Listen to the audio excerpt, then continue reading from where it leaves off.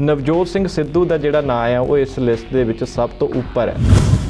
ਨਵਜੋਤ ਸਿੰਘ ਸਿੱਧੂ ਮੁੱਖ ਮੰਤਰੀ ਬਣਾ ਦਿਓ ਇਹਨਾਂ ਨੂੰ, ਕੰਵਰ ਸੰਧੂ ਲੋਕ ਸੰਪਰਕ ਮੰਤਰੀ, ਖਹਿਰਾ ਸਾਹਿਬ ਨੂੰ ਹੋਮ ਮਿਨਿਸਟਰ ਪੁਲਿਸ ਤੇ ਕਾਨੂੰਨ ਨੂੰ ਠੀਕ ਕਰਨ ਲਈ ਜੀ, ਤੇ ਬੈਂਸ ਸਾਹਿਬ ਵੀ ਉਹਦੇ ਨਾਲ ਕਿਤੇ ਜੁੜ ਜਾਣ, ਬੱਲੇ ਬੱਲੇ ਹੋ ਜੇ। ਭਗਵੰਤ ਮਾਨ ਨੂੰ ਦੁਬਈ ਦੇ ਵਿੱਚ ਮੁਸਲਿਮ ਕੰਟਰੀਆਂ ਦੇ ਵਿੱਚ ਐਮਬੈਸੀ ਦੇ ਵਿੱਚ ਸੈੱਟ ਕਰ ਦੇਣ, ਠੀਕ ਰਹੂਗਾ।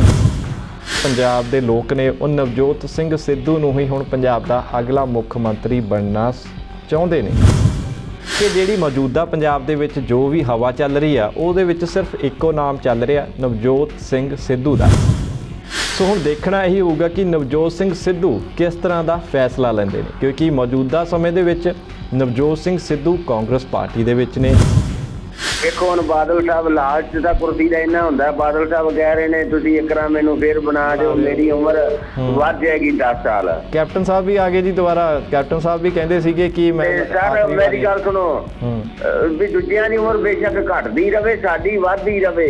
ਅਸੀਂ 5-5 7-7 ਕਰੋੜ ਰੁਪਈਆ ਉਹਦੇ ਇਲਾਜ ਵੀ ਕਰਾਉਂਦੇ ਰਹੀਏ ਵਿਦੇਸ਼ਾਂ, ਤੁਹਾਡੇ 'ਚ 10 ਰੁਪਈਆਂ ਦੀ ਪਰਚੀ ਲੈਣ 'ਚ ਵੀ ਸਾਨੂੰ ਲੈਣਾ 'ਚ ਲੱਗਣਾ ਪਵੇ।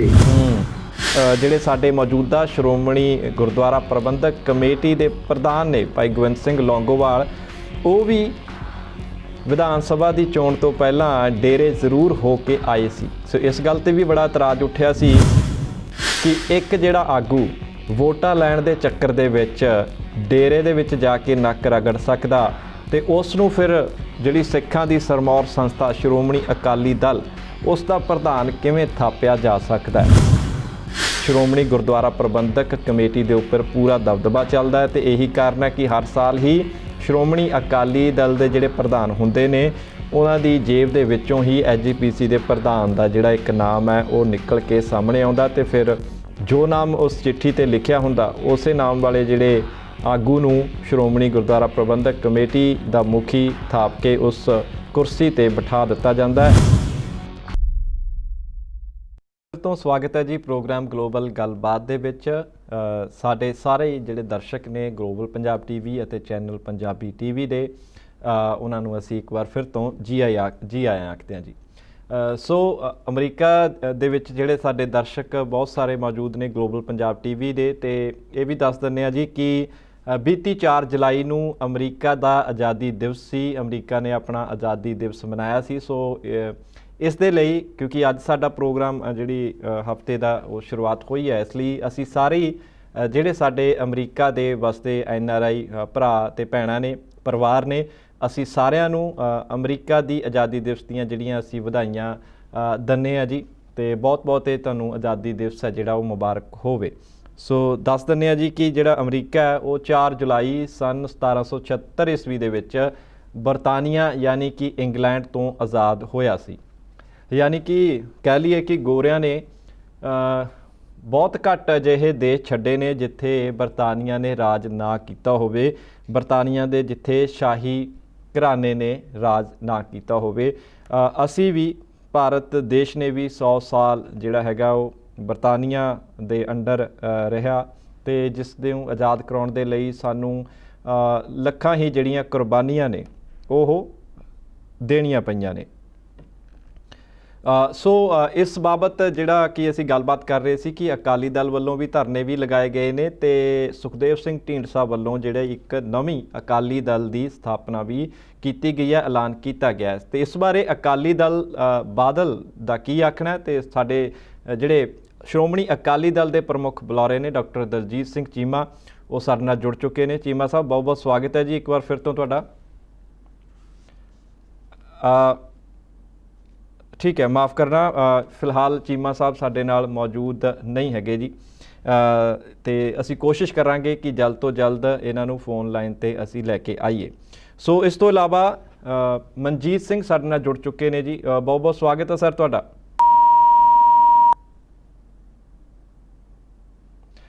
ਸੋ ਕਾਲ ਜਿਹੜੀ ਹੈਗੀ ਆ ਉਹ ਇਸ ਸਮੇਂ ਕਨੈਕਟ ਨਹੀਂ ਹੋ ਪਾਈ, ਅਤੇ ਇਸ ਮੌਕੇ ਅਸੀਂ ਦੱਸ ਦਿੰਦੇ ਹਾਂ ਦਰਸ਼ਕੋ ਕਿ ਬੇਅਦਬੀ ਕਾਂਡ ਦੀ ਜਿਹੜੀ ਜਾਂਚ ਕਰ ਰਹੀ ਸੀ SIT, ਜਿਹਦੀ ਕਿ ਅਗਵਾਈ ਕਰ ਰਹੇ ਨੇ ਜਿਹੜੇ DIG ਨੇ ਰਣਬੀਰ ਸਿੰਘ ਖੱਟੜਾ, ਉਹਨਾਂ ਨੇ ਇਸ ਦੀ ਅਗਵਾਈ ਟੀਮ ਦੀ ਕੀਤੀ ਹੈ। ਅਤੇ ਇਸ ਦੇ ਵਿੱਚ ਹੁਣ ਪੂਰੇ ਮਾਮਲੇ ਦੇ ਵਿੱਚ ਰਾਮ ਰਹੀਮ ਦੇ ਨਾਮ ਨੂੰ ਵੀ ਨਾਮਜ਼ਦ ਕਰ ਲਿਆ ਗਿਆ। ਸੋ ਪਹਿਲਾਂ ਤੋਂ ਹੀ ਮੰਨਿਆ ਜਾ ਰਿਹਾ ਸੀ ਕਿ ਜਿਸ ਤਰ੍ਹਾਂ ਦੇ ਨਾਲ ਇਸ ਬੇਅਦਬੀ ਮਾਮਲੇ ਦੇ ਵਿੱਚ ਲਗਾਤਾਰ ਡੇਰਾ ਪ੍ਰੇਮੀਆਂ ਦੀ ਗ੍ਰਿਫਤਾਰੀ ਹੋ ਰਹੀ ਸੀ, ਡੇਰਾ ਪ੍ਰੇਮੀਆਂ ਦੇ ਵੱਧ ਤੋਂ ਵੱਧ ਜਿਹੜੇ ਨਾਮ ਆ ਰਹੇ ਸੀ, ਤਾਂ ਇਸ ਕਰਕੇ ਰਾਮ ਰਹੀਮ ਦਾ ਨਾਮ ਵੀ ਹੁਣ ਇਸ ਦੇ ਵਿੱਚ ਸ਼ਾਮਿਲ ਹੋ ਚੁੱਕਾ। ਅੱਜ ਜਦੋਂ ਢੀਂਡਸਾ ਸਾਹਿਬ ਨੇ ਜਿਹੜਾ ਪਾਰਟੀ ਦਾ ਐਲਾਨ ਕੀਤਾ ਤੇ ਇੱਕ ਚਿਹਰਾ ਉੱਥੇ ਦਿੱਲੀ ਤੋਂ ਵੀ ਅਜਿਹਾ ਸੀ ਜਿਨ੍ਹਾਂ ਨੇ ਕਿ ਸਿੱਖਾਂ ਦੀ ਨੁਮਾਇੰਦਗੀ ਦਿੱਲੀ ਦੇ ਵਿੱਚ ਕਾਫੀ ਸਾਲ ਕੀਤੀ ਹੈ। ਦਿੱਲੀ ਸਿੱਖ ਗੁਰਦੁਆਰਾ ਮੈਨੇਜਮੈਂਟ ਕਮੇਟੀ ਦੇ ਸਾਬਕਾ ਪ੍ਰਧਾਨ ਵੀ ਨੇ ਸਰਦਾਰ ਮਨਜੀਤ ਸਿੰਘ ਜੀਕੇ ਸਾਡੇ ਨਾਲ ਇਸ ਮੌਕੇ ਫੋਨ ਲਾਈਨ ਤੇ ਮੌਜੂਦ ਨੇ। ਜੀਕੇ ਸਾਹਿਬ ਬਹੁਤ ਬਹੁਤ ਸਵਾਗਤ ਹੈ ਜੀ। ਸਤਿ ਸ਼੍ਰੀ ਅਕਾਲ ਜੀ। ਜੀਕੇ ਸਾਹਿਬ ਚਲੋ ਪਹਿਲਾਂ ਵਧਾਈਆਂ ਤੁਹਾਨੂੰ, ਤੁਸੀਂ ਵੀ ਇਸ ਸਮਾਗਮ ਦੇ ਵਿੱਚ ਸ਼ਾਮਿਲ ਸੀ ਤੇ ਇਹ ਮੰਨ ਲਿਆ ਜਾਵੇ ਕਿ ਹੁਣ ਜੋ ਨਵੇਂ ਸ਼੍ਰੋਮਣੀ ਅਕਾਲੀ ਦਲ ਦੀ ਜਿਹੜੀ ਸ਼ੁਰੂਆਤ ਹੋ ਰਹੀ ਹੈ ਤੇ ਉਹਦੇ ਵਿੱਚ ਮਨਜੀਤ ਸਿੰਘ ਜੀਕੇ ਵੀ ਇੱਕ ਅਹਿਮ ਭੂਮਿਕਾ ਨਿਭਾਉਣਗੇ। ਇਸ ਤਰ੍ਹਾਂ ਹੈਗਾ ਕਿ ਸਾਡੀ ਅਲੱਗ ਪਾਰਟੀ ਹੈ, ਜਗ ਆਸਰਾ ਗੁਰੂ ਓਟ ਜਾਗੋ ਪਾਰਟੀ ਜੀ, ਉਹਦਾ ਸਾਡਾ ਸਮਰਥਨ ਪੂਰਾ ਢੀਂਡਸਾ ਸਾਹਿਬ ਉਹਨਾਂ ਦੀ ਪਾਰਟੀ ਨੂੰ ਹੋਏਗਾ। ਪੰਜਾਬ ਦੇ ਵਿੱਚ ਜਿਹੜੀ ਵੀ ਉਹ ਮੁਹਿੰਮ ਛੇੜਨਗੇ, ਇਹ ਬਾਦਲ ਪਰਿਵਾਰ ਦੀ ਗਲਵਕੜੀ ਚੋਂ ਸ਼੍ਰੋਮਣੀ ਗੁਰਦੁਆਰਾ ਕਮੇਟੀ ਨੂੰ ਜਾਂ ਅਕਾਲ ਤਖਤ ਸਾਹਿਬ ਨੂੰ ਕੱਢਣ ਵਾਸਤੇ ਜੀ। ਦੂਜੀ ਗੱਲ, ਕਿਉਂਕਿ ਦਿੱਲੀ ਦੀ ਇਲੈਕਸ਼ਨ ਹੈਗੀ ਹੈ, ਸਮਝ ਲਓ ਫਰਵਰੀ 'ਚ ਡਿਊ ਆ 2021 'ਚ ਜੀ, ਤੇ ਕੋਵਿਡ ਕਰਕੇ 2-3 ਮਹੀਨੇ ਲੇਟ ਹੋ ਸਕਦੀ ਹੈ, ਅਪ੍ਰੈਲ ਮਈ 'ਚ ਹੋ ਜਾਊਗੀ। ਤੇ ਉਹਦੇ ਵਿੱਚ ਮੈਂ ਸਮਝਦਾ ਕਿ ਸਭ ਤੋਂ ਪਹਿਲੇ ਦਿੱਲੀ 'ਚੋਂ ਅਕਾਲੀ ਦਲ ਜਿਹੜਾ ਹੈਗਾ ਇਹ ਵਾਪਸੀ ਕਰੇਗਾ, ਇੱਥੋਂ ਹਾਰੇਗਾ ਬੁਰੀ ਤਰੀਕੇ। ਉਹਦੇ ਬਾਅਦ ਪੰਜਾਬ ਦੇ ਲੋਕਾਂ ਨੂੰ ਨਜ਼ਰ ਆ ਜਾਊਗਾ ਕਿ ਇਹਨਾਂ ਦਾ ਦਿੱਲੀ 'ਚ ਕੀ ਹਸ਼ਰ ਹੋਣਾ, ਤੇ ਭਾਵੇਂ SGPC ਦੀ ਇਲੈਕਸ਼ਨ ਹੋਵੇ ਤੇ ਭਾਵੇਂ ਉੱਥੇ ਸਟੇਟ ਦੀ ਇਲੈਕਸ਼ਨ ਹੋਵੇ, ਵਿਧਾਨ ਸਭਾ ਦੀ। ਮੈਂ ਸਮਝਦਾ ਕਿ ਅਕਾਲੀ ਦਲ ਤੇ ਹੁਣ ਦਿਨ ਜਿਹੜੇ ਨੇ ਉਹ ਗਿਣਤੀ ਦੇ ਨੇ। ਲੇਕਿਨ ਜੀਕੇ ਸਾਹਿਬ ਮੈਂ ਸਵਾਲ ਮੇਰੇ ਮਨ ਦੇ ਵਿੱਚ ਉੱਠ ਰਿਹਾ ਕਿ ਇੱਕ ਵੱਖਰੀ ਹੋਰ ਪਾਰਟੀ ਬਣਾਉਣਾ ਕੀ ਵਾਜਬ ਸੀ? ਕਿਉਂਕਿ ਰਣਜੀਤ ਸਿੰਘ ਬ੍ਰਹਮਪੁਰਾ ਹੋਰੀ ਕਹਿ ਰਹੇ ਨੇ ਕਿ ਸ਼੍ਰੋਮਣੀ ਅਕਾਲੀ ਦਲ ਟਕਸਾਲੀ ਹੈ ਹੀ ਹੈ, ਉਸ ਦੇ ਅਸੀਂ ਬੈਨਰ ਹੇਠ ਇਕੱਠੇ ਹੋ ਸਕਦੇ ਹਾਂ। ਤੇ ਫਿਰ ਕੀ ਗੱਲ ਹੈ ਕਿ ਇਹ ਸਮਝ ਲਿਆ ਜਾਵੇ ਕਿ ਇਸ ਸ਼੍ਰੋਮਣੀ ਅਕਾਲੀ ਦਲ ਦੇ ਨਾਲ ਟਕਸਾਲੀ ਜਿਹੜਾ ਸ਼ਬਦ ਸੀ ਉਹ ਜੁੜ ਗਿਆ ਸੀ, ਇਸ ਕਰਕੇ ਢੀਂਡਸਾ ਪਰਿਵਾਰ ਨੂੰ ਲੱਗ ਰਿਹਾ ਕਿ ਟਕਸਾਲੀ ਸ਼ਬਦ ਜੁੜਨ ਕਾਰਨ ਕਿਤੇ ਨਾ ਕਿਤੇ ਹਿੰਦੂ ਵੋਟਰਾਂ ਦਾ ਘਾਟਾ ਜਿਹੜਾ ਹੋ ਸਕਦਾ। ਕਿ ਇਸ ਤਰ੍ਹਾਂ ਦੇ ਕੁਝ ਸਮੀਕਰਨ ਨਿਕਲ ਰਹੇ ਨੇ, ਕਾਰਨ ਹੈਗੇ ਆ, ਜਾਂ ਫਿਰ ਕੁਝ ਹੋਰ ਢੀਂਡਸਾ ਸਾਹਿਬ ਸੋਚ ਰਹੇ ਨੇ ਜਿਹੜਾ ਕਿ ਉਹਨਾਂ ਨੇ ਇੱਕ ਵੱਖਰੀ ਪਾਰਟੀ ਦੇ ਨਾਲ ਅਨਾਉਂਸਮੈਂਟ ਕੀਤੀ ਹੈ? ਦੇਖੋ, ਜਿਹੜਾ ਟਕਸਾਲੀ ਦਲ ਬਣਾਇਆ ਹੈ ਜੀ, ਉਹ ਬੜੇ ਸੀਨੀਅਰ ਨੇ, ਸਾਰੀ ਟੀਮ ਬੜੀ ਸੀਨੀਅਰ ਹੈ ਔਰ ਢੀਂਡਸਾ ਸਾਹਿਬ ਦੇ ਸਾਥੀ ਵੀ ਨੇ। ਮੈਨੂੰ ਅੰਦਰਲੀ ਗੱਲ ਤੇ ਨਹੀਂ ਪਤਾ, ਪਰ ਮੈਂ ਇਹ ਸਮਝਦਾ ਕਿ ਢੀਂਡਸਾ ਸਾਹਿਬ ਨੇ ਈਵਨ ਲਾਕਡਾਊਨ ਦੇ ਵਿੱਚ ਵੀ, ਉਸ ਤੋਂ ਪਹਿਲੇ ਵੀ ਪੰਜਾਬ ਸਾਰੇ ਦਾ ਚੱਕਰ ਮਾਰਿਆ, ਤੇ ਜੋ ਪੰਜਾਬ ਦੀ ਫੀਲਿੰਗਸ ਉਹਨਾਂ ਨੂੰ ਸਮਝ ਆਈਆਂ ਨੇ। ਔਰ ਕਿਉਂਕਿ ਜਿਹੜੀ ਬ੍ਰਹਮਪੁਰਾ ਸਾਹਿਬ ਦੀ ਪਾਰਟੀ ਉਹ ਤਕਰੀਬਨ ਅੰਮ੍ਰਿਤਸਰ ਦੇ ਆਲੇ ਦੁਆਲੇ ਤੱਕ ਸੀਗੀ, ਤੇ ਮੈਂ ਸਮਝਦਾ ਕੋਈ ਨਾ ਕੋਈ ਕਾਰਨ ਜ਼ਰੂਰ ਰਿਹਾ ਹੋਏਗਾ ਜਿਸ ਕਰਕੇ ਹੋਇਆ।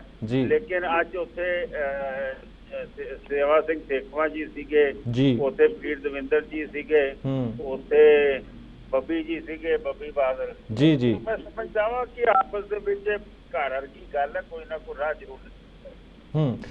ਅੱਛਾ ਜੀਕੇ ਸਾਹਿਬ, ਹੁਣ ਟਾਈਮ ਤਾਂ ਦੇਖੋ ਵੈਸੇ ਥੋੜ੍ਹਾ ਹੀ ਰਹਿ ਗਿਆ, 1.5 ਸਾਲ ਦਾ ਕੋਈ ਸਮਾਂ ਇੱਕ ਨਵੀਂ ਪਾਰਟੀ ਦੇ ਲਈ। ਖੈਰ ਕਿ ਆਗੂ ਬਹੁਤ ਸਾਰੇ ਜਿਹੜੇ ਪੁਰਾਣੇ ਨੇ ਪੰਜਾਬ ਦੀ ਰਾਜਨੀਤੀ ਦੇ ਵਿੱਚ, ਤੁਸੀਂ ਵੀ ਹੈਗੇ ਹੋ, ਤੇ ਆਗੂ ਤਾਂ ਤਜਰਬੇਕਾਰ ਨੇ, ਲੇਕਿਨ ਪਾਰਟੀ ਨਵੀਂ ਆ, ਤੇ 1.5 ਸਾਲ ਦੇ ਵਿੱਚ ਤੁਹਾਨੂੰ ਲੱਗਦਾ ਹੈ ਕਿ ਇਹ ਪਾਰਟੀ ਹੈ ਜਿਹੜੀ ਉਹ ਲੋਕਾਂ ਦੇ ਵਿੱਚ ਆਪਣਾ ਕੱਦ ਹੈ ਜਿਹੜਾ ਉਹ ਪੂਰੀ ਤਰ੍ਹਾਂ ਦੇ ਨਾਲ ਬਣਾ ਸਕਦੀ ਹੈ? ਦੇਖੋ, ਜਦੋਂ ਲੋਕਾਂ ਦਾ ਮਨ ਬਣ ਜਾਏ ਨਾ, ਫਿਰ ਪਾਰਟੀ ਨੂੰ ਤਾਂ ਭਾਵੇਂ ਘੰਟੇ ਖੜੀ ਕਰ ਲਓ। ਆਮ ਆਦਮੀ ਪਾਰਟੀ ਦੇਖ ਲਓ, ਜਿਹਨੂੰ ਕੋਈ ਜਾਣਦਾ ਪੁੱਛਦਾ ਨਹੀਂ ਸੀ, ਜਿਹਨਾਂ ਕੋਲ ਟੇਬਲ ਲਾਉਣ ਜੋਗੇ ਪੈਸੇ ਨਹੀਂ ਸੀਗੇ, ਉਹ ਦਿੱਲੀ ਚੋਂ 60 ਸੀਟਾਂ ਲੈ ਗਏ ਸੀ ਪਿਛਲੀ ਵਾਰੀ। ਐਤਕੀ ਉਹ 17 ਦੇ ਵਿੱਚੋਂ 63 ਸੀਟਾਂ ਲੈ ਗਏ ਨੇ। ਔਰ ਵੱਡੀਆਂ ਵਿਰਾਸਤੀ ਪਾਰਟੀਆਂ, ਕਾਂਗਰਸ ਹੋਵੇ ਤੇ ਭਾਵੇਂ BJP ਹੋਵੇ, ਉਹਨਾਂ ਦੇ ਅੱਗੇ ਟਿਕ ਨਹੀਂ ਸਕੀ। ਇਸ ਕਰਕੇ ਇਸ ਗੱਲ ਨੂੰ ਕਹਿਣਾ ਕਿ 1.5 ਸਾਲ ਰਹਿ ਗਏ ਜਾਂ ਕਿੰਨਾ ਚਿਰ ਰਹਿ ਗਿਆ, ਮੈਂ ਸਮਝਦਾ ਜੇ ਲੋਕਾਂ ਨੇ ਮਨ ਬਣਾ ਲਿਆ ਤੇ ਫਿਰ ਸਮੇਂ ਦੀ ਗੱਲ ਨਹੀਂ ਰਹਿ ਜਾਂਦੀ। ਔਰ ਇਹ ਪਾਰਟੀ ਆਪਣੀ ਗੱਲਾਂ ਲੋਕਾਂ ਅੱਗੇ ਰੱਖ ਕੇ, ਆਪਣੇ ਨਿਸ਼ਾਨੇ ਅੱਗੇ ਰੱਖ ਕੇ ਜੇ ਸਮਝਾ ਪਾਈ ਤੇ ਫਿਰ ਕਾਮਯਾਬੀ ਮਿਲੇਗੀ। ਠੀਕ ਹੈ ਜੀਕੇ ਸਾਹਿਬ, ਆਖਰੀ ਮੇਰਾ ਸਵਾਲ ਹੈ, ਮੈਂ ਚਾਹੁੰਦਾ ਕਿ ਇਹ ਸਵਾਲ ਮੈਂ ਤੁਹਾਡੇ ਤੋਂ ਜ਼ਰੂਰ ਪੁੱਛਾਂ ਕਿਉਂਕਿ ਤੁਸੀਂ ਅੱਜ ਸਾਡੇ ਨਾਲ ਜੁੜੇ ਹੋ। ਜਿਸ ਤਰੀਕੇ ਦੇ ਨਾਲ ਹੁਣ ਬੇਅਦਬੀ ਮਾਮਲੇ ਦੇ ਵਿੱਚ SIT ਨੇ ਰਾਮ ਰਹੀਮ ਦਾ ਜਿਹੜਾ ਨਾਮ ਹੈ ਉਹ ਨਾਮਜ਼ਦ ਕਰ ਲਿਆ, ਇਸ ਤੋਂ ਤੁਹਾਨੂੰ ਕੀ ਲੱਗਦਾ ਕੀ ਪਹਿਲਾਂ ਰਾਮ ਰਹੀਮ ਨੂੰ ਬਚਾਏ ਜਾਣ ਦੀਆਂ ਕੋਸ਼ਿਸ਼ਾਂ ਕੀਤੀਆਂ ਜਾ ਰਹੀਆਂ ਸੀ? ਕਿਉਂਕਿ ਪਹਿਲਾਂ ਤੋਂ ਹੀ ਇਹ ਜਿਹੜੀ ਗੱਲ ਆ ਉਹ ਸਾਫ਼ ਆ ਕੇ ਨਿਕਲ ਰਹੀ ਸੀ ਕਿ ਜਿਹੜੀ ਇਹ ਘਟਨਾ ਉਹਦੇ ਵਿੱਚ ਜ਼ਿਆਦਾਤਰ ਜਿਹੜੀ ਜੋ ਪਲੈਨਿੰਗ ਆ ਉਹ ਡੇਰਾ ਪ੍ਰੇਮੀਆਂ ਵੱਲੋਂ ਹੀ ਕੀਤੀ ਗਈ ਹੈ। ਤੁਹਾਨੂੰ ਕੀ ਲੱਗਦਾ ਇਸ ਬਾਰੇ? ਦੇਖੋ, ਇਹ ਤਾਂ ਸਿੱਧੀ ਗੱਲ ਹੈ ਕਿ ਪਹਿਲੇ ਉਹਨੂੰ ਬਚਾਉਣ ਦੀ ਕੋਸ਼ਿਸ਼ ਕੀਤੀ ਗਈ। ਇਹ ਤੁਸੀਂ ਅਕਾਲ ਤਖਤ ਸਾਹਿਬ ਤੇ ਜਿਹੜਾ ਮਾਫੀਨਾਮਾ ਆਇਆ ਸੀਗਾ ਜੀ, ਉਸਲੇ ਜਿਹੜੇ ਉਸ ਵੇਲੇ ਤਖਤ ਪਟਨਾ ਸਾਹਿਬ ਦੇ ਜਥੇਦਾਰ ਇਕਬਾਲ ਸਿੰਘ ਗਿਆਨੀ ਇਕਬਾਲ ਸਿੰਘ ਹੋਰਾਂ ਨੇ ਕਿਹਾ ਸੀ ਕਿ ਉਹਨੇ ਮਾਫੀ ਤਾਂ ਮੰਗੀ ਨਹੀਂ, ਜਿਹੜੀ ਉਹਦੀ ਮਾਫੀ ਆਈ ਸੀ ਉਹ ਬਗੈਰ ਸਾਈਨਾਂ ਦੀ ਸੀ, ਉਹਦੇ ਚ ਮਾਫੀ ਦੀ ਕੋਈ ਗੱਲ ਹੀ ਨਹੀਂ ਸੀ। ਉਹ ਅਕਾਲ ਤਖਤ ਸਾਹਿਬ ਦੇ ਕੰਪਿਊਟਰ ਤੇ ਚਿੱਠੀ ਦੁਬਾਰਾ ਟਾਈਪ ਕਰਕੇ ਉਸ ਦੇ ਉੱਤੇ ਐਕਸ਼ਨ ਲਿਆ ਗਿਆ, ਨੰਬਰ 1। ਦੂਜੀ ਗੱਲ, ਜਿਹੜੇ ਉਸ ਵੇਲੇ ਆਪਣੇ ਤਖਤ ਦਮਦਮਾ ਸਾਹਿਬ ਦੇ ਐਕਟਿੰਗ ਜਥੇਦਾਰ ਸੀ ਗੁਰਮੁਖ ਸਿੰਘ ਹੋਰੀ, ਉਹਨਾਂ ਨੇ ਆਖਿਆ ਸੀਗਾ ਕਿ ਮੈਨੂੰ ਮਨਜਿੰਦਰ ਸਿੰਘ ਸਰਸਾ ਦੇ 4-5 ਫੋਨ ਆਏ, ਧਮਕਾਇਆ ਗਿਆ ਕਿ ਕੱਲ ਮੀਟਿੰਗ ਦੇ ਵਿੱਚ ਜੇ ਤੁਸੀਂ ਦਸਤਖਤ ਨਾ ਕੀਤੇ ਤੇ ਫੇਰ ਤੁਸੀਂ ਦੇਖ ਲੈਣਾ। ਮੈਂ ਸਮਝਦਾ ਉਹ ਤਾਂ ਸਿੱਧੀ ਗੱਲ ਹੈ ਕਿ ਸੁਖਬੀਰ ਸਿੰਘ ਬਾਦਲ ਹੋਰਾਂ ਨੂੰ ਡੇਰਾ ਦੀ ਵੋਟਾਂ ਲੈਣ ਵਾਸਤੇ ਇਹਨਾਂ ਦੀ ਅੰਡਰਸਟੈਂਡਿੰਗ ਸੀਗੀ ਡੇਰਾ ਮੁਖੀ ਦੇ ਨਾਲ, ਉਹ ਤਾਂ ਸਾਹਮਣੇ ਜਗ ਜ਼ਾਹਰ ਹੈਗੀ ਆ, ਪਹਿਲੇ ਲੋਕਾਂ ਨੂੰ ਪਤਾ ਹੈ। ਪਰ ਹੁਣ ਮੈਂ ਸਮਝਦਾ ਕਿ ਜੇ ਇਸ ਇਨਕੁਆਇਰੀ ਦੇ ਵਿੱਚ ਮੈਨੂੰ ਹਲੇ ਵੀ ਸ਼ੱਕ ਹੈ ਕਿ ਪੰਜਾਬ ਸਰਕਾਰ ਇਸ ਨੂੰ ਉਹਦੇ ਅੰਜਾਮ ਤੱਕ ਲਿਜਾਊਗੀ ਕਿ ਨਹੀਂ, ਲੇਕਿਨ ਜੇ ਲੈ ਕੇ ਜਾਵੇ ਤੇ ਕਈ ਵੱਡੇ ਨਾਮ ਸਾਹਮਣੇ ਆ ਸਕਦੇ। ਠੀਕ ਹੈ, ਮਨਜੀਤ ਸਿੰਘ ਜੀਕੇ ਜੀ, ਬਹੁਤ ਬਹੁਤ ਧੰਨਵਾਦ ਤੁਹਾਡਾ ਸਾਡੇ ਨਾਲ ਜੁੜਨ ਦੇ ਲਈ, ਸਾਨੂੰ ਤੁਸੀਂ ਆਪਣਾ ਸਮਾਂ ਦਿੱਤਾ। ਸੋ ਜਿਹੜੇ ਮਨਜੀਤ ਸਿੰਘ ਜੀਕੇ ਸੀ ਤੇ ਦਿੱਲੀ ਸਿੱਖ ਗੁਰਦੁਆਰਾ ਮੈਨੇਜਮੈਂਟ ਕਮੇਟੀ ਦੇ ਸਾਬਕਾ ਪ੍ਰਧਾਨ ਵੀ ਨੇ ਤੇ ਮੌਜੂਦਾ ਜਿਹੜੀ ਜਾਗੋ ਪਾਰਟੀ ਇਹਨਾਂ ਵੱਲੋਂ ਬਣਾਈ ਗਈ ਹੈ ਦਿੱਲੀ ਦੇ ਵਿੱਚ, ਉਸ ਦੇ ਜਿਹੜੇ ਮੌਜੂਦਾ ਪ੍ਰਧਾਨ ਨੇ। ਸੋ ਮਨਜੀਤ ਸਿੰਘ ਜੀਕੇ ਜਿਸ ਤਰੀਕੇ ਦੇ ਨਾਲ ਇੱਕ ਵਾਰ ਫਿਰ ਤੋਂ ਬੋਲ ਕੇ ਗਏ ਨੇ ਕਿ ਪਹਿਲਾਂ ਤੋਂ ਹੀ ਇਸ ਮਾਮਲੇ ਦੇ ਵਿੱਚ ਗੁਰਮੀਤ ਰਾਮ ਰਹੀਮ ਨੂੰ, ਇੱਕ ਬਲਾਤਕਾਰੀ ਬਾਬਾ ਨੂੰ ਬਚਾਉਣ ਦੀ ਕੋਸ਼ਿਸ਼ ਜਿਹੜੀ ਹੈ ਸਮੇਂ ਦੀ ਸਰਕਾਰ ਵੱਲੋਂ ਕੀਤੀ ਗਈ ਸੀ। ਕਿਉਂਕਿ ਦੇਖੋ ਸਾਰਾ ਜਿਹੜਾ ਮਸਲਾ ਹੈ ਉਹ ਵੋਟਾਂ ਦਾ ਬਣ ਜਾਂਦਾ ਹੈ। ਅਨੇਕਾਂ ਹੀ ਅਜਿਹੀਆਂ ਤਸਵੀਰਾਂ ਨੇ ਸਾਡੇ ਜਿਹੜੇ ਖੁਦ ਨੂੰ ਰਾਜਨੇਤਾ ਖਵਾਉਂਦੇ ਨੇ, ਸਾਡੇ ਚਾਹੇ ਉਹ ਸਿੱਖ ਕੌਮ ਦੀ ਅਗਵਾਈ ਕਰਨ ਵਾਲੀ ਆਗੂ ਕਹਾਉਂਦੇ ਨੇ, ਤੇ ਉਹਨਾਂ ਹੀ ਆਗੂਆਂ ਦੀਆਂ ਸਰਸੇ ਦੇ ਵਿੱਚ ਉਸੇ ਬਲਾਤਕਾਰੀ ਬਾਬਾ ਦੇ ਸਾਹਮਣੇ ਹੱਥ ਜੋੜ ਕੇ ਬੈਠੇ ਦੀਆਂ ਅਨੇਕਾਂ ਹੀ ਤਸਵੀਰਾਂ ਜਿਹੜੀਆਂ ਉਹ ਅੱਜ ਵੀ ਸੋਸ਼ਲ ਮੀਡੀਆ 'ਤੇ ਬੜੀ ਆਸਾਨੀ ਦੇ ਨਾਲ ਮਿਲ ਜਾਂਦੀਆਂ ਨੇ। ਤੇ ਫਿਰ ਜਿਹੜੀ ਆ ਉਹ ਸੋਚਣ ਦੇ ਇਸ ਤਰ੍ਹਾਂ ਦੀਆਂ ਫੋਟੋਆਂ ਮਜਬੂਰ ਕਰ ਦਿੰਦੀਆਂ ਨੇ। ਇੱਥੋਂ ਤੱਕ ਕਿ ਜਿਹੜੇ ਸਾਡੇ ਮੌਜੂਦਾ ਸ਼੍ਰੋਮਣੀ ਗੁਰਦੁਆਰਾ ਪ੍ਰਬੰਧਕ ਕਮੇਟੀ ਦੇ ਪ੍ਰਧਾਨ ਨੇ ਭਾਈ ਗੋਬਿੰਦ ਸਿੰਘ ਲੌਂਗੋਵਾਲ, ਉਹ ਵੀ ਵਿਧਾਨ ਸਭਾ ਦੀ ਚੋਣ ਤੋਂ ਪਹਿਲਾਂ ਡੇਰੇ ਜ਼ਰੂਰ ਹੋ ਕੇ ਆਏ ਸੀ। ਸੋ ਇਸ ਗੱਲ 'ਤੇ ਵੀ ਬੜਾ ਇਤਰਾਜ਼ ਉੱਠਿਆ ਸੀ ਕਿ ਇੱਕ ਜਿਹੜਾ ਆਗੂ ਵੋਟਾਂ ਲੈਣ ਦੇ ਚੱਕਰ ਦੇ ਵਿੱਚ ਡੇਰੇ ਦੇ ਵਿੱਚ ਜਾ ਕੇ ਨੱਕ ਰਗੜ ਸਕਦਾ ਤੇ ਉਸ ਨੂੰ ਫਿਰ ਜਿਹੜੀ ਸਿੱਖਾਂ ਦੀ ਸਰਮੌਰ ਸੰਸਥਾ ਸ਼੍ਰੋਮਣੀ ਅਕਾਲੀ ਦਲ, ਉਸ ਦਾ ਪ੍ਰਧਾਨ ਕਿਵੇਂ ਥਾਪਿਆ ਜਾ ਸਕਦਾ ਹੈ। ਇਸ 'ਤੇ ਵੀ ਬਹੁਤ ਵੱਡੀ ਜਿਹੜੀ ਹੈਗਾ ਵਿਰੋਧ ਵੀ ਹੋਇਆ ਸੀ। ਲੇਕਿਨ ਉਹੀ ਗੱਲ ਹੈ ਕਿ ਹੋਣਾ ਉਹੀ ਹੈ ਜੋ ਇੱਕ ਖਾਸ ਪਾਰਟੀ ਚਾਹੁੰਦੀ ਹੈ, ਜਿਸ ਇੱਕ ਖਾਸ ਪਾਰਟੀ ਸ਼੍ਰੋਮਣੀ ਅਕਾਲੀ ਦਲ ਦਾ ਹੀ ਸ਼੍ਰੋਮਣੀ ਗੁਰਦੁਆਰਾ ਪ੍ਰਬੰਧਕ ਕਮੇਟੀ ਦੇ ਉੱਪਰ ਪੂਰਾ ਦਬਦਬਾ ਚੱਲਦਾ ਹੈ। ਤੇ ਇਹੀ ਕਾਰਨ ਹੈ ਕਿ ਹਰ ਸਾਲ ਹੀ ਸ਼੍ਰੋਮਣੀ ਅਕਾਲੀ ਦਲ ਦੇ ਜਿਹੜੇ ਪ੍ਰਧਾਨ ਹੁੰਦੇ ਨੇ, ਉਹਨਾਂ ਦੀ ਜੇਬ ਦੇ ਵਿੱਚੋਂ ਹੀ ਐਜੀਪੀਸੀ ਦੇ ਪ੍ਰਧਾਨ ਦਾ ਜਿਹੜਾ ਇੱਕ ਨਾਮ ਹੈ ਉਹ ਨਿਕਲ ਕੇ ਸਾਹਮਣੇ ਆਉਂਦਾ ਤੇ ਫਿਰ ਜੋ ਨਾਮ ਉਸ ਚਿੱਠੀ 'ਤੇ ਲਿਖਿਆ ਹੁੰਦਾ ਉਸੇ ਨਾਮ ਵਾਲੇ ਜਿਹੜੇ ਆਗੂ ਨੂੰ ਸ਼੍ਰੋਮਣੀ ਗੁਰਦੁਆਰਾ ਪ੍ਰਬੰਧਕ ਕਮੇਟੀ ਦਾ ਮੁਖੀ ਥਾਪ ਕੇ ਉਸ ਕੁਰਸੀ 'ਤੇ ਬਿਠਾ ਦਿੱਤਾ ਜਾਂਦਾ ਤੇ ਫਿਰ ਜਿਹੜਾ ਜੋ ਵੀ ਹੁੰਦਾ, ਜਿਸ ਤਰ੍ਹਾਂ ਦੇ ਜਿਹੜੇ ਫੈਸਲੇ ਨੇ, ਚਾਹੇ ਉਹ ਅਕਾਲ ਤਖਤ ਸਾਹਿਬ ਵੱਲੋਂ ਵੀ ਜਿਹੜੇ ਫੈਸਲੇ ਆਉਂਦੇ ਨੇ, ਉਹਦੇ ਵਿੱਚ ਵੀ ਬਹੁਤ ਸਾਰਾ ਜਿਹੜਾ ਜੋ ਕਹਿ ਸਕਦੇ ਹਾਂ ਕਿ ਫੈਸਲਿਆਂ ਨੂੰ ਪ੍ਰਭਾਵਿਤ ਕਰਦੇ ਨੇ। ਇਸ ਤਰ੍ਹਾਂ ਦੀਆਂ ਜਿਹੜੀਆਂ ਗੱਲਾਂ ਨੇ ਇਹ ਹੋਣੀਆਂ ਬੰਦ ਹੋਣੀਆਂ ਚਾਹੀਦੀਆਂ ਨੇ, ਕਿਉਂਕਿ ਅਕਾਲ ਤਖਤ ਸਾਹਿਬ ਸਿੱਖਾਂ ਦੀ ਸਰਮੌਰ ਸੰਸਥਾ ਹੈ। ਅਕਾਲ ਤਖਤ ਸਾਹਿਬ ਕੋਈ ਵੀ ਆਦੇਸ਼ ਕਰਦਾ ਤੇ ਉਹ ਹਰ ਸਿੱਖ ਉਸ ਨੂੰ ਸਿਰ ਝੁਕਾ ਕੇ ਮਨਜ਼ੂਰ ਵੀ ਕਰਦਾ। ਸੋ ਇੱਕ ਕਾਲਰ ਸਾਡੇ ਨਾਲ ਜੁੜ ਚੁੱਕੇ ਨੇ, ਬਹੁਤ ਬਹੁਤ ਸਵਾਗਤ ਹੈ ਸਰ। ਹਾਂਜੀ, Jugraj Gill press reporter USA ਤੋਂ ਜੀ। ਜੀ ਜੁਗਰਾਜ ਸਿੰਘ ਜੀ, ਠੀਕ ਹੋ? ਹਾਂ ਬਿਲਕੁਲ। ਮੈਂ ਇੱਕ ਸੁਝਾਅ ਦੇਣਾ ਚਾਹੁੰਦਾ ਸਾਰੇ ਲੀਡਰਾਂ ਨੂੰ ਵੀ ਹੁਣ ਜਿਹੜੀ ਪਾਰਟੀਆਂ ਤਾਂ ਕਿਸੇ ਨੇ ਨਹੀਂ ਲਾਈਕ ਕਰਦੇ, ਸਿਰਫ ਪਰਸਨੈਲਿਟੀ ਜਿਹੜੇ ਵਧੀਆ ਬੰਦੇ ਕੰਮ ਕਰ ਰਹੇ ਨੇ, ਇਮਾਨਦਾਰ ਨੇ, ਉਹਨਾਂ ਦੇ ਵਿੱਚ ਮੈਂ ਸੁਝਾਅ ਦੇਣਾ ਚਾਹੁੰਦਾ ਵੀ SP ਸਿੰਘ ਉਬਰਾਏ ਆ ਜੇ ਉਬਰਾਏ ਸਾਹਿਬ ਵਿਦੇਸ਼ ਮੰਤਰੀ ਬਣਾ ਦੇਣ। ਉਬਰਾਏ ਸਾਹਿਬ ਮਨਾ ਸੋਸਾਇਟੀ ਵਾਲੇ ਆ ਬਿਲਕੁਲ। ਹਾਲਾਂਕਿ ਉਹਨਾਂ ਨੂੰ ਪਿਛਲੀਆਂ ਇਲੈਕਸ਼ਨ ਦੇ ਵਿੱਚ ਵੀ ਜਿਹੜੀਆਂ ਕਈ ਪਾਰਟੀਆਂ ਨੇ ਜੀ, ਉਹਨਾਂ ਨੇ ਆਫਰ ਵੀ ਕੀਤਾ ਸੀ ਕਿ ਉਹਨਾਂ ਦੇ ਅਸੀਂ ਉਹ ਟਿਕਟ ਦੇ ਦਿੰਦੀ ਆ ਪਾਰਟੀ ਉਹਨਾਂ ਨੂੰ, ਲੇਕਿਨ ਉਬਰਾਏ ਸਾਹਿਬ ਕਹਿੰਦੇ ਕਿ ਉਹ ਰਾਜਨੀਤੀ ਦੇ ਵਿੱਚ ਨਹੀਂ ਆਉਣਾ ਤੇ ਸਮਾਜ ਸੇਵਾ ਹੀ ਕਰਨਾ ਉਹਨਾਂ ਦਾ ਇੱਕ ਜਿਹੜਾ ਮੁੱਖ ਮਕਸਦ ਹੈ। ਸੋ ਠੀਕ ਹੈ, ਇਸ ਤਰ੍ਹਾਂ ਦੇ ਜਿਹੜੇ ਬੰਦੇ ਨੇ ਜੋਗਰਾਜ ਸਿੰਘ ਜੀ ਆਉਣੇ ਚਾਹੀਦੇ ਨੇ ਬਿਲਕੁਲ। ਹਾਂ, ਧਾਲੀਵਾਲ ਸਾਹਿਬ ਜਿਹੜੇ ਕੈਂਸਰ ਸੁਸਾਇਟੀ ਵਾਲੇ ਨੇ, ਨਵਜੋਤ ਸਿੰਘ ਸਿੱਧੂ ਮੁੱਖ ਮੰਤਰੀ ਬਣਾ ਦਿਓ ਇਹਨਾਂ ਨੂੰ, ਕੰਵਰ ਸੰਧੂ ਲੋਕ ਸੰਪਰਕ ਮੰਤਰੀ, ਖਹਿਰਾ ਸਾਹਿਬ ਨੂੰ ਹੋਮ ਮਿਨਿਸਟਰ ਪੁਲਿਸ ਤੇ ਕਾਨੂੰਨ ਨੂੰ ਠੀਕ ਕਰਨ ਲਈ ਜੀ, ਤੇ ਬੈਂਸ ਸਾਹਿਬ ਵੀ ਉਹਦੇ ਨਾਲ ਕਿਤੇ ਜੁੜ ਜਾਣ, ਬੱਲੇ ਬੱਲੇ ਹੋ ਜੇ। ਭਗਵੰਤ ਮਾਨ ਨੂੰ ਦੁਬਈ ਦੇ ਵਿੱਚ ਮੁਸਲਿਮ ਕੰਟਰੀਆਂ ਦੇ ਵਿੱਚ ਅੰਬੈਸੀ ਦੇ ਵਿੱਚ ਸੈੱਟ ਕਰ ਦੇਣ, ਠੀਕ ਰਹੂਗਾ ਜੀ। ਤੁਸੀਂ ਤਾਂ ਇੱਕ ਲਿਸਟ ਹੀ ਬਣਾ ਰੱਖੀ ਹੈ ਜੋਗਿੰਦਰ ਸਿੰਘ ਜੀ, ਲਿਸਟ ਹੀ ਬਣਾ ਰੱਖੀ ਹੈ ਤੁਸੀਂ। ਆਪਣੇ ਕਾਲ ਤਖਤ ਦੇ ਤਾਂ ਰਣਜੀਤ ਸਿੰਘ ਜਥੇਦਾਰ ਹੀ ਠੀਕ ਰਹਿਣਗੇ ਸਾਰਿਆਂ ਤੋਂ, ਤੇ ਢੀਂਡਸਾ ਸਾਹਿਬ ਨਾਲ ਜੁੜ ਜਾਣ, ਵੀਰ ਦਵਿੰਦਰ ਸਿੰਘ, ਤੇ ਬੱਲੇ ਬੱਲੇ ਹੋ ਜਾਏ ਫਿਰ ਪੰਜਾਬ ਦੀ। ਪਰ ਜੋਗਿੰਦਰ ਸਿੰਘ ਜੀ ਸੋਚਦੇ ਅਸੀਂ ਵੀ ਬਹੁਤ ਕੁਛ ਹਾਂ, ਆਮ ਲੋਕ ਜਿਹੜੇ ਇੱਥੇ ਪੰਜਾਬ ਦੇ ਵਿੱਚ ਸਾਡੇ ਪੰਜਾਬ ਦੇ ਵਸਨੀਕ ਉਹ ਹੈਗੇ ਨੇ, ਸੋਚਦੇ ਉਹ ਵੀ ਬਹੁਤ ਕੁਛ ਨੇ ਤੁਹਾਡੇ ਵਾਂਗ, ਉਹ ਵੀ ਲਿਸਟਾਂ ਵਿਚਾਰੇ ਬਹੁਤ ਬਣਾਉਂਦੇ ਹੋਣੇ ਆ, ਪਰ ਇਹ ਫਿਰ ਉਹ ਗੱਲ ਹੈ ਨਾ ਕਿ ਉਹ ਲਿਸਟ ਪੂਰੀ ਨਹੀਂ ਹੁੰਦੀ ਤੇ ਆਪਣੀ ਮਨਮਰਜ਼ੀ ਦੇ ਨਾਲ ਕੁਛ ਨਹੀਂ ਹੁੰਦਾ। ਪਰ ਜੇਕਰ ਲੋਕ ਚਾਹੁਣ ਇੱਕ ਮਤ ਦੇ ਵਿੱਚ ਇਕੱਠੇ ਹੋ ਜਾਣ ਲੋਕ, ਫਿਰ ਸਾਰਾ ਕੁਝ ਪੋਸੀਬਲ ਆ। ਲੇਕਿਨ ਸਾਡਾ ਦੁਖਾਂਤ ਇਹੀ ਹੈ ਜੋਗਿੰਦਰ ਸਿੰਘ ਜੀ ਕਿ ਜਿਹੜੇ ਸਾਡੇ ਲੋਕ ਨੇ ਉਹ ਇਕੱਠੇ ਹੀ ਨਹੀਂ ਹੁੰਦੇ ਵੋਟਾਂ ਵੇਲੇ, ਸਿੱਧੀ ਜੀ ਗੱਲ। ਜਿਹੋ ਜਿਹੇ ਵੋਟਰ ਆ ਫਿਰ ਉਹੋ ਜਿਹੇ ਲੀਡਰ, ਜਿਹੋ ਜਿਹੇ ਲੀਡਰ ਹੋਈ ਜਾਂਦੇ ਉਵੇਂ ਵੋਟਰ ਹੋਈ ਜਾਂਦੇ ਆ। ਜੇ 500 ਰੁਪਏ ਕਾਂਗਰਸ ਵਾਲੇ ਦਿੰਦੇ ਆ ਤਾਂ ਬਾਲ ਸਾਹਿਬ 700 ਰੁਪਇਆ ਕਰ ਦਿੰਦੇ ਵੋਟ ਦਾ, ਉਧਰ ਨੂੰ ਹੋ ਜਾਂਦੇ ਆ। ਬਿਲਕੁਲ ਬਿਲਕੁਲ, ਹਾਂ ਠੀਕ ਹੈ ਜੀ, ਬਹੁਤ ਬਹੁਤ ਸ਼ੁਕਰੀਆ ਜੀ, ਬਹੁਤ ਬਹੁਤ ਸ਼ੁਕਰੀਆ।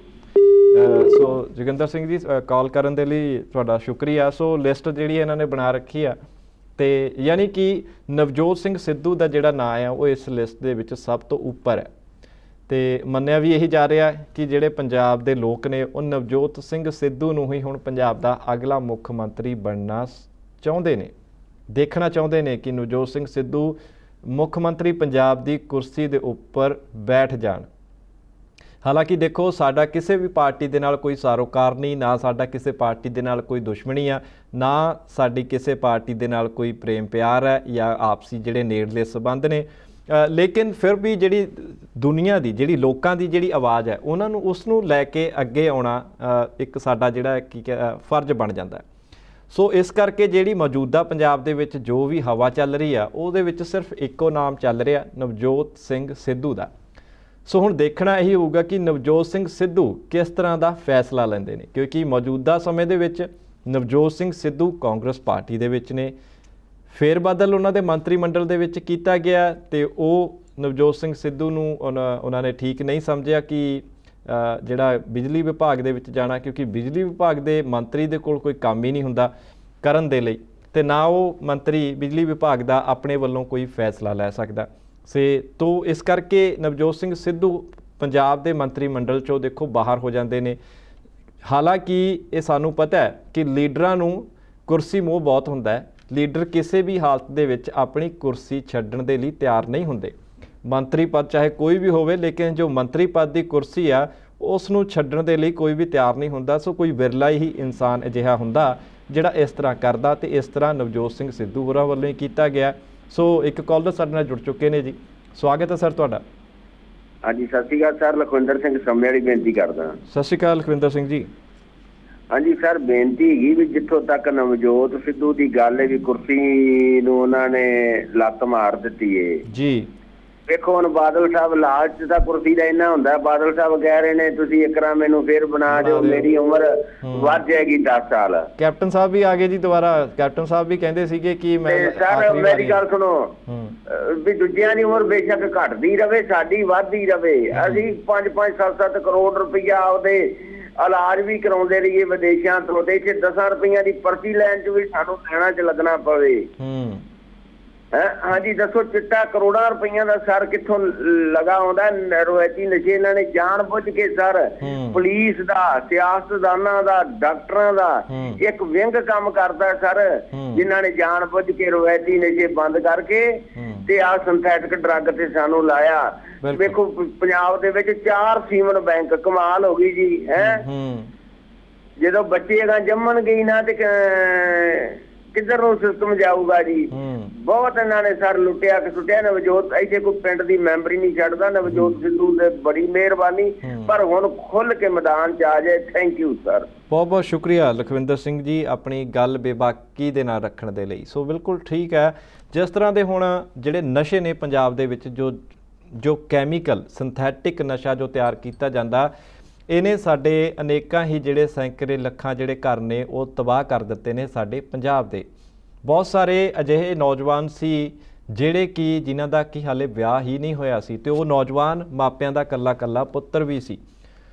ਸੋ ਉਸ ਪਰਿਵਾਰ ਜਿਹੜੇ ਪਰਿਵਾਰ ਦਾ ਨੌਜਵਾਨ ਪੁੱਤਰ ਹੀ ਨਸ਼ੇ ਦੀ ਬਲੀ ਚੜ੍ਹ ਗਿਆ ਹੋਵੇ ਤੇ ਉਹ ਵੀ ਕੁਆਰਾ ਹੋਵੇ, ਉਹਦੇ ਅੱਗੇ ਕੋਈ ਸੰਤਾਨ ਨਾ ਹੋਵੇ, ਤੇ ਫਿਰ ਅਸੀਂ ਸਮਝ ਸਕਦੇ ਹਾਂ ਕਿ ਉਹ ਪਰਿਵਾਰ ਤਾਂ ਉੱਥੇ ਹੀ ਖਤਮ ਹੋ ਗਿਆ, ਕਿਉਂਕਿ ਨੌਜਵਾਨ ਪੁੱਤਰ ਨਹੀਂ ਰਿਹਾ ਤੇ ਉਹ ਪਰਿਵਾਰ ਦਾ ਜਿਹੜਾ ਵੰਸ਼ ਆ ਉਹ ਅੱਗੇ ਫਿਰ ਕਿਸ ਤਰੀਕੇ ਨਾਲ ਚੱਲੇਗਾ। ਅਜਿਹੇ ਬਹੁਤ ਸਾਰੇ ਹਜ਼ਾਰਾਂ ਹੀ ਕੇਸ ਨੇ ਜਿਹੜੇ ਮਾਪਿਆਂ ਦੇ ਇਕਲੌਤੇ ਪੁੱਤਰ ਸੀ ਤੇ ਉਹੀ ਨਸ਼ੇ ਦੀ ਬਲੀ ਚੜ੍ਹੇ ਨੇ। ਹਾਲਾਂਕਿ ਇਹ ਨਸ਼ੇ ਦੀ ਗੱਲ ਚੱਲੀ ਹੈ, ਖੈਰ ਸਾਡਾ ਅੱਜ ਵਿਸ਼ਾ ਨਸ਼ੇ ਦੇ ਉੱਪਰ ਨਹੀਂ ਸੀ, ਲੇਕਿਨ ਇਹ ਤੁਹਾਨੂੰ ਦੱਸ ਦਿੰਦੇ ਹਾਂ ਕਿ STF ਬਣਾਈ ਗਈ ਸੀ, ਸਪੈਸ਼ਲ ਟਾਸਕ ਫੋਰਸ ਪੰਜਾਬ ਸਰਕਾਰ ਨੇ ਆਉਂਦੀ ਬਣਾਤੀ ਸੀ। ਕੈਪਟਨ ਸਾਹਿਬ ਨੇ ਹਰਪ੍ਰੀਤ ਸਿੰਘ ਸਿੱਧੂ ਨੂੰ ਇਸ ਦਾ ਜਿਹੜਾ ਜੋ ਕਮਾਨ ਸੰਭਾਲੀ ਗਈ ਸੀ, ਜੋ ਨਿਯੁਕਤ ਕੀਤਾ ਗਿਆ ਸੀ ਜੋ DGP। ਸੋ STF ਨੇ ਬਹੁਤ ਸਾਰੇ ਪਹਿਲਾਂ ਕੰਮ ਕੀਤੇ, ਬਹੁਤ ਸਾਰੇ ਨਸ਼ਾ ਤਸਕਰਾਂ ਨੂੰ ਫੜਿਆ, ਲੇਕਿਨ ਲਗਾਤਾਰ ਬੜੇ ਅਫਸੋਸ ਨਾਲ ਕਹਿਣਾ ਪੈ ਰਿਹਾ ਕਿ ਜਿਹੜੇ STF ਦੇ ਆਪਣੇ ਪੁਲਿਸ ਦੇ ਮੁਲਾਜ਼ਮ ਨੇ ਉਹੀ ਚਿੱਟਾ ਵੇਚਦੇ ਫੜੇ ਜਾ ਰਹੇ ਨੇ। ਸੋ ਜਿਸ ਖੇਤ ਨੂੰ ਬਚਾਉਣ ਦੇ ਲਈ ਜਿਹੜੀ ਅਸੀਂ ਵਾੜ ਲਗਾਈ ਸੀ, ਮੁੱਖ ਮੰਤਰੀ ਕੈਪਟਨ ਅਮਰਿੰਦਰ ਸਿੰਘ ਨੇ ਇਹ ਵਾੜ STF ਨੂੰ ਲਗਾਇਆ ਸੀ ਸੋਚ ਕੇ ਕਿ ਇਹ STF ਦੀ ਜਿਹੜੀ ਵਾੜ ਹੈ ਉਹ ਪੰਜਾਬ ਦੇ ਵਿੱਚ ਨਸ਼ਾ ਨਹੀਂ ਆਉਣ ਦੇਵੇਗੀ ਤੇ ਜਿਹੜੇ ਇਸ ਵਾਰਡ ਦੇ ਹੀ ਜਿਹੜੇ ਆਪਣੇ ਪੁਲਿਸ ਕਰਮਚਾਰੀ ਨੇ ਉਹੀ ਨਸ਼ਾ ਵੇਚਦੇ ਨੇ। ਅੱਜ ਜਿਹੜੀ ਤਾਜ਼ਾ ਇੱਕ ਤੁਹਾਨੂੰ ਦੱਸ ਦਿੰਦਾ ਕਿ ਤਾਜ਼ਾ ਘਟਨਾ ਖਬਰ ਹੈ, ਮੋਗਾ ਦੇ ਵਿੱਚ ਇੱਕ ASI ਹੈ ਜੀ STF ਦੇ ਵਿੱਚ, ਹਾਲਾਂਕਿ ਮੈਨੂੰ ਇਸ ਮੌਕੇ ਨਾਮ ਉਸ ASI ਦਾ ਨਹੀਂ ਯਾਦ ਆ ਰਿਹਾ, ਉਸ ਦੀ ਜਿਹੜੀ ਇੱਕ ਆਡੀਓ ਆ ਉਹ ਵਾਇਰਲ ਹੋਈ ਹੈ ਕਿਸੇ ਵਿਅਕਤੀ ਦੇ ਨਾਲ ਗੱਲਬਾਤ ਕਰਦਿਆਂ ਦੀ। ਸੋ ਇਸ STF ਦੇ ASI ਤੇ ਮੋਗੇ ਦੇ ਵਿੱਚ ਜੋ ਤੈਨਾਤ ਹੈ ਉਸ ਤੇ ਆਰੋਪ ਲੱਗੇ ਨੇ ਕਿ ਇਹ ASI ਆਪਣੀ ਗੱਡੀ ਦੇ ਵਿੱਚ ਰੱਖ ਕੇ ਚਿੱਟਾ ਮੋਗੇ ਦੇ ਹਲਕੇ ਦੇ ਵਿੱਚ ਸ਼ਰੇਆਮ ਵੇਚਦਾ ਸੀ ਤੇ ਕੁਛ ਜਿਹੜੇ ਇਹਨੇ ਬੰਦੇ ਪਿੰਡਾਂ ਦੇ ਆਪਣੇ ਨਾਲ ਮਿਲਾਏ ਹੋਏ ਸੀ, ਹਰ ਇੱਕ ਪਿੰਡ ਦੇ ਵਿੱਚ ਇਹਦਾ ਨੈਟਵਰਕ ਸੀ ਤੇ ਆਪ ਹੀ ਜਾ ਕੇ ਸਪਲਾਈ ਕਰ ਆਉਂਦਾ ਸੀ।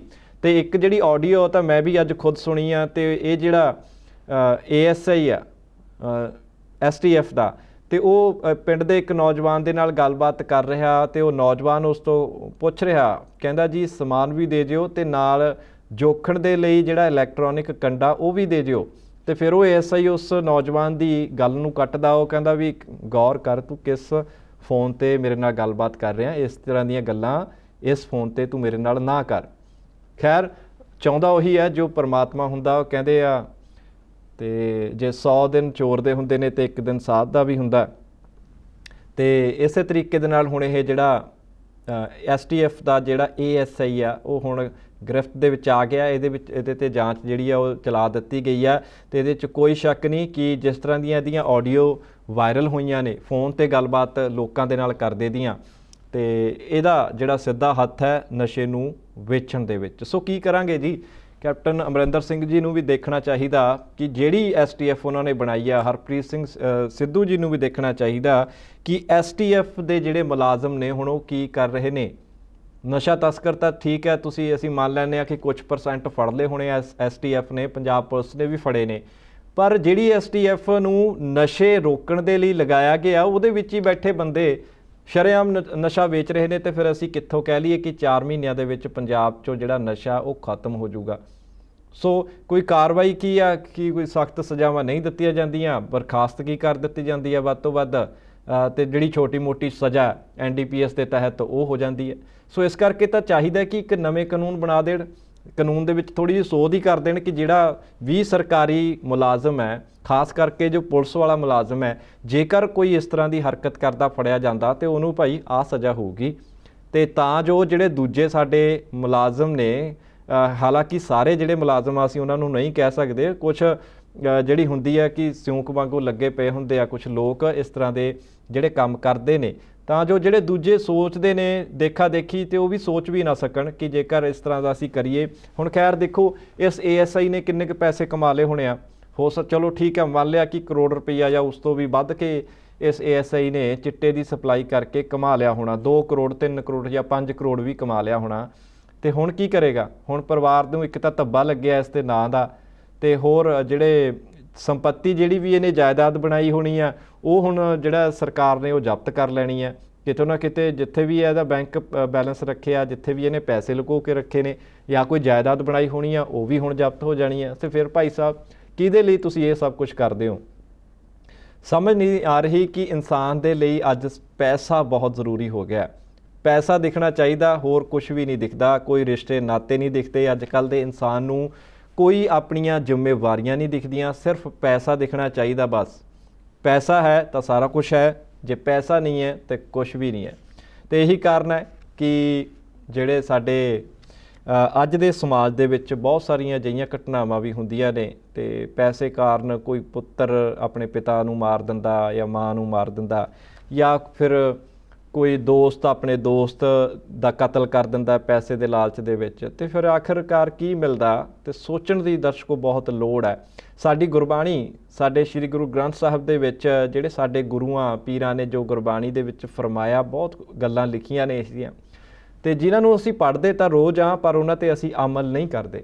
ਜੇਕਰ ਅਸੀਂ ਅਮਲ ਕਰਨ ਲੱਗ ਜਾਈਏ, ਕੱਲਾ ਕੱਲਾ ਬੰਦਾ ਗੁਰਬਾਣੀ ਦੇ ਲਿਖੀਆਂ ਤੁਕਾਂ ਦੇ ਵਿੱਚ ਅਮਲ ਕਰਨ ਲੱਗ ਜੇ, ਤਾਂ ਤੁਸੀਂ ਯਕੀਨ ਮੰਨਿਓ ਕਿ ਜੇਕਰ ਤੁਹਾਡੇ ਕੋਲ ਜ਼ਿਆਦਾ ਬੋਲੇ ਪੈਸੇ ਨਾ ਵੀ ਹੋਏ ਅਤੇ ਗੁਜ਼ਾਰੇ ਜੋਗੇ ਵੀ ਪੈਸੇ ਹੋਏ ਤਾਂ ਵੀ ਤੁਹਾਡੀ ਜਿਹੜੀ ਜ਼ਿੰਦਗੀ ਆ ਉਹ ਇੱਕ ਖੂਬਸੂਰਤ ਅਤੇ ਹਸੀਨ ਜ਼ਿੰਦਗੀ ਦੇ ਵਿੱਚ ਤਬਦੀਲ ਹੋ ਜਾਊਗੀ। ਸੋ ਦਰਸ਼ਕੋ ਅੱਜ ਦੇ ਲਈ ਮਾफ़ੀ ਚਾਹੁੰਦੇ ਹਾਂ ਕਿ ਸਮਾਂ ਹੋਰ ਇਜਾਜ਼ਤ ਨਹੀਂ ਦਿੰਦਾ। ਅਤੇ ਕੱਲ੍ਹ ਫਿਰ ਇਸੇ ਸਮੇਂ 7:30 ਵਜੇ ਤੁਹਾਡੇ ਨਾਲ ਫਿਰ ਤੋਂ ਪ੍ਰੋਗਰਾਮ ਗਲੋਬਲ ਗੱਲਬਾਤ ਦੇ ਰਾਹੀਂ ਮੁਲਾਕਾਤ ਹੋਵੇਗੀ ਜੀ। ਗਲੋਬਲ ਪੰਜਾਬ TV ਅਤੇ ਚੈਨਲ ਪੰਜਾਬੀ TV ਦੇ ਸਾਡੇ ਸਾਰੇ ਦਰਸ਼ਕਾਂ ਦਾ ਇੱਕ ਵਾਰ ਫਿਰ ਤੋਂ ਅਸੀਂ ਧੰਨਵਾਦ ਕਰਦੇ ਹਾਂ। ਅਤੇ ਜਿੰਨੇ ਵੀ ਸਾਡੇ ਜਿਹੜੇ ਬੁਲਾਰੇ ਅੱਜ ਇਸ ਪ੍ਰੋਗਰਾਮ ਦੇ ਵਿੱਚ ਫੋਨ ਲਾਈਨ 'ਤੇ ਮੌਜੂਦ ਸ਼ਾਮਿਲ ਹੋਏ ਨੇ, ਅਤੇ ਜਿੰਨੇ ਵੀ ਜਿਹੜੇ ਦਰਸ਼ਕ ਨੇ ਜਿਨ੍ਹਾਂ ਨੇ ਫੋਨ ਕਾਲ ਕੀਤੀ ਉਹਨਾਂ ਨੇ ਵੀ, ਅਤੇ ਜਿਨ੍ਹਾਂ ਨੇ ਬੜੇ ਇਤਮਾਨਾਨ ਦੇ ਨਾਲ ਇਹ ਪ੍ਰੋਗਰਾਮ 1 ਘੰਟੇ ਬਹਿ ਕੇ ਦੇਖਿਆ, ਵਿਚਾਰ ਲੋਕਾਂ ਦੇ ਵੀ ਸੁਣੇ ਨੇ ਅਤੇ ਸਾਡੀਆਂ ਗੱਲਾਂ ਵੀ ਸੁਣੀਆਂ ਨੇ, ਉਹਨਾਂ ਸਾਰਿਆਂ ਦਾ ਵੀ ਧੰਨਵਾਦ ਹੈ ਜੀ। ਅਤੇ ਸਾਡੀ ਟੈਕਨੀਕਲ ਟੀਮ ਨੂੰ ਅਸੀਂ ਨਹੀਂ ਭੁੱਲ ਸਕਦੇ, ਜਿਨ੍ਹਾਂ ਦਾ ਇੱਕ ਬਹੁਤ ਵੱਡਾ ਯੋਗਦਾਨ ਇਸ ਲਾਈਵ ਪ੍ਰੋਗਰਾਮ ਦੇ ਵਿੱਚ ਪੇਸ਼ ਕਰਨ ਦੇ ਵਿੱਚ ਹੁੰਦਾ ਹੈ। ਸੋ ਅੱਜ ਲਈ ਸਿਰਫ ਇੰਨਾ ਹੀ ਜੀ। ਕੱਲ੍ਹ ਇੱਕ ਵਾਰ ਫਿਰ ਤੋਂ ਮੁਲਾਕਾਤ ਹੋਏਗੀ ਤੁਹਾਡੇ ਨਾਲ ਪ੍ਰੋਗਰਾਮ ਗਲੋਬਲ ਗੱਲਬਾਤ ਦੇ ਵਿੱਚ। ਸੋ ਅੱਜ ਤੱਕ ਕੱਲ੍ਹ ਤੱਕ ਦੇ ਲਈ ਸਤਿ ਸ਼੍ਰੀ ਅਕਾਲ, ਰੱਬ ਰਾਖਾ। ਸਾਡਾ ਹਰ ਇੱਕ ਪ੍ਰੋਗਰਾਮ ਦੇਖਣ ਤੇ ਸਾਡੇ ਨਾਲ ਜੁੜਨ ਲਈ ਸਬਸਕ੍ਰਾਈਬ ਕਰੋ ਚੈਨਲ ਪੰਜਾਬੀ ਤੇ ਨੋਟੀਫਿਕੇਸ਼ਨ ਲਈ ਬੈਲ ਆਈਕਨ ਵਾਲੇ ਬਟਨ ਤੇ ਕਲਿੱਕ ਕਰੋ।